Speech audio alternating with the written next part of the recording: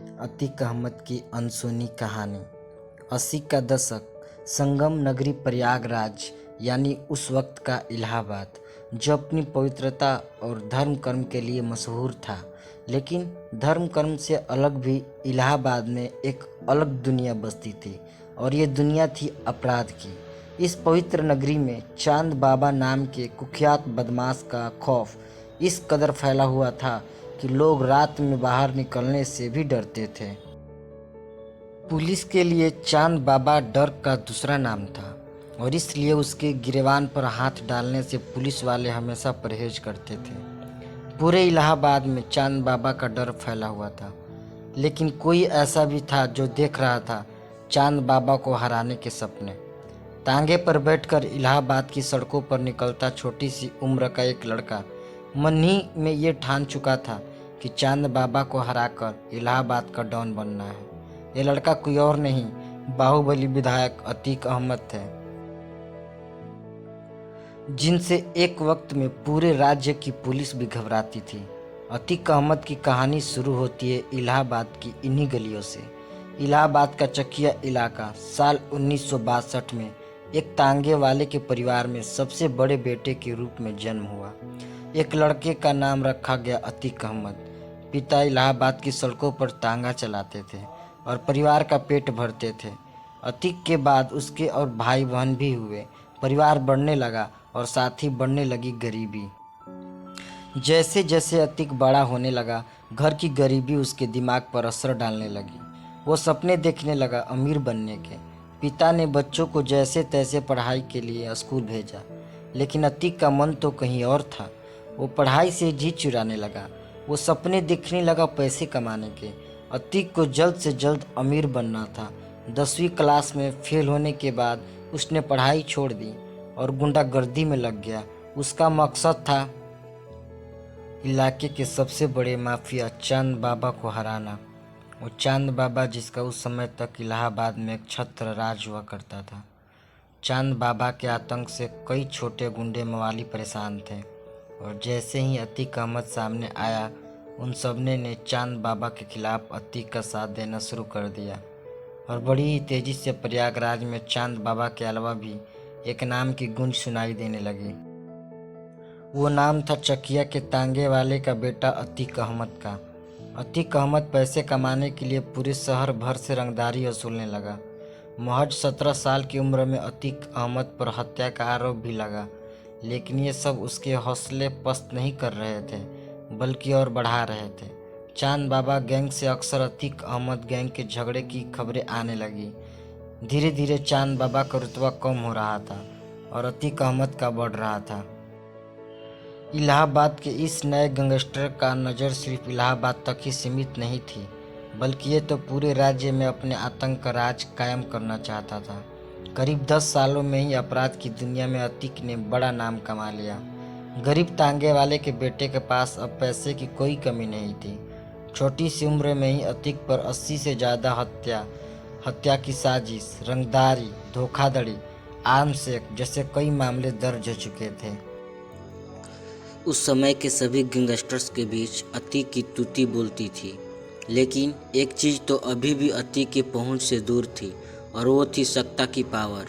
अतीक अहमद का 1989 तक बड़ा कद हो चुका था। पुलिस भी अतीक अहमद के नाम से खौफ खाने लगी थी। कई बड़े नेताओं से भी अतीक अहमद का उठना बैठना था, और इसलिए अतीक अहमद को ये समझ आने लगा कि पैसे के अलावा अगर पावर भी चाहिए तो सियासत के शतरंज को खेलना ही होगा। 1989 में अतीक अहमद ने निर्दलीय उम्मीदवार के रूप में इलाहाबाद से पहला चुनाव लड़ा। दूसरी तरफ चांद बाबा भी चुनावी संग्राम में थे, लेकिन जीत मिली अतीक अहमद को। अब अतीक अहमद नेताजी बन चुके थे, लेकिन सफ़ेद कपड़ों में नजर आने वाले इस माफिया के काम अब भी काले ही थे। जीत के कुछ समय बाद ही चांद बाबा की सरे बाजार हत्या कर दी गई। आरोप अतीक अहमद पर थे, लेकिन इस सब के बावजूद अतीक अहमद की ताकत बढ़ती जा रही थी। अतीक अहमद ने पहले 3 बार तो निर्दलीय चुनाव लड़कर जीत हासिल की। 1996 में समाजवादी पार्टी ने उन्हें टिकट दी और अतीक समाजवादी पार्टी के विधायक बने। सफ़ेद कपड़ों में अतीक अहमद शान ही अलग थी। एक तरफ राजनीति का खेल चल रहा था, दूसरी तरफ उन पर पट्टा रंगदारी और भूमाफिया का कारोबार फैलाने के आरोप बढ़ते जा रहे थे।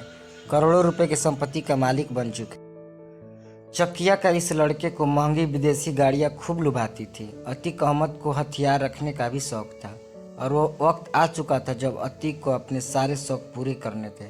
जब भी अतीक का काफिला निकलता, महंगी गाड़ियां उनके काफिले का हिस्सा होती। 4 बार विधायक बन चुके अतीक अहमद के कब्जे में अरबों रुपए की जमीन थी। 2004 में अतीक अहमद ने राजनीति में एक नई राह चुनी। 2004 में अपना दल ने फूलपुर सीट से अतीक को सांसद का टिकट दिया और अतीक ने इस पर जीत दर्ज भी की। प्रयागराज के माफिया ने संसद तक का सफर पूरा कर लिया था। तांगे में बैठकर जिन सब सपनों का अतीक ने देखा था वो पूरे हो रहे थे। लेकिन कहते हैं ना, अगर अपराध के दलदल में कोई एक बार फंसे तो बाहर निकलना नामुमकिन है, और यही हुआ अतीक अहमद के साथ। 2004 में जब अतीक अहमद ने फूलपुर से सांसद के लिए चुनाव लड़ा तो इनकी इलाहाबाद की परंपरागत सीट खाली हो गई। अतीक ने अपने भाई अशरफ को यहां से चुनाव लड़वाया, लेकिन अशरफ चुनाव हार गए। बीएसपी नेता राजू पाल ने अशरफ को मात दी और ये बात अतीक अहमद को पसंद नहीं आई। राजू पाल को चुनाव जीते अभी कुछ ही महीने बीते थे कि उनकी हत्या करवा दी गई। राजू पाल के काफिले पर अतीक अहमद गैंग ने जोरदार फायरिंग की। राजू पाल को 19 गोलियों से छलनी कर दिया गया। सिर्फ 10 दिन पहले ही राजू पाल की शादी हुई थी, लेकिन अतीक अहमद को राजनीति में चैलेंज करना राजू पाल के लिए मौत का सबब बन चुका था। राजू पाल की पत्नी पूजा ने अतीक अहमद और उसके भाई के खिलाफ मामला दर्ज करवाया। उस वक्त राज्य में समाजवादी पार्टी की सरकार थी। अतीक अहमद पर कोई कार्रवाई नहीं हुई। अगली बार चुनाव में अतीक अहमद अपने भाई अशरफ को जीत दिलवाने में कामयाबी मिली। 2007 में बड़ा बदलाव हुआ। उत्तर प्रदेश में मायावती की सरकार बनी और फिर शुरू हुए अतीक अहमद और उनके गैंग के बुरे दिन। बीएसपी सरकार के आते ही अतीक अहमद को राज्य का मोस्ट वांटेड अपराधी घोषित किया गया। अतीक अहमद पर इनाम भी जारी कर दिया गया। कुछ समय पहले तक उत्तर प्रदेश में अपना दबदबा बना रहे इस बाहुबली नेता को अब भगोड़ा अपराधी मान लिया गया। पुलिस अतीक के पीछे पड़ी हुई थी और आखिरकार दिल्ली से उन्हें गिरफ्तार किया गया और फिर यूपी के अलग अलग जेलों में वो बंद रहे। लेकिन एक बार फिर वक्त बदला। 2014 में जब अखिलेश की सरकार आई तो अतीक अहमद को जमानत मिल गई। 2014 में अतीक अहमद ने श्रीवास्तव से चुनाव लड़ा, लेकिन जीत नहीं हुई। उत्तर प्रदेश में योगी आदित्यनाथ के मुख्यमंत्री बनने के बाद तो जैसे सब कुछ बदलने लगा।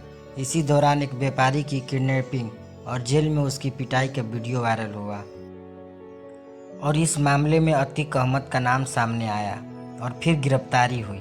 सुप्रीम कोर्ट आदेश पर उत्तर प्रदेश से बाहर उन्हें गुजरात की साबरमती जेल में भेजा गया और तब से इलाहाबाद की इस बाहुबली नेता को गुजरात की साबरमती जेल में ही बंद किया गया है। अतीक अहमद के परिवार के 2 और लोग भी जेल में हैं। अतीक के भाई अशरफ बरेली में बंद है, जबकि छोटा बेटा नैनी जेल में सलाखों के पीछे है। अतीक अहमद के बड़े बेटे को अभी कुछ समय पहले ही गिरफ्तार कर लिया गया है। अतीक के परिवार के अलावा उनके सारे गुर्गों को भी जेल भेज दिया गया है। अतीक अहमद ने माफिया के काले धंधे जो करोड़ों रुपए की जमीन हथियाई थी, उसे भी लगातार कुर्क किया जा रहा है। इलाहाबाद के अलावा राज्य के कई और इलाके में भी अतीक अहमद की संपत्ति थी। उनके रिश्तेदारों के नाम पर भी कई प्रॉपर्टी को सरकार ने अपने कब्जे में ले लिया है। कई अवैध इमारतों को गिराया भी गया है। जो जमीन कब्जे में ली गई है उस पर आवासीय योजना के तहत मकान बनाए जा रहे हैं। पिछले 2 सालों में इस तरह की कई कार्रवाई की गई और अतीक अहमद की 200 करोड़ से ज़्यादा की संपत्ति को जब्त किया गया।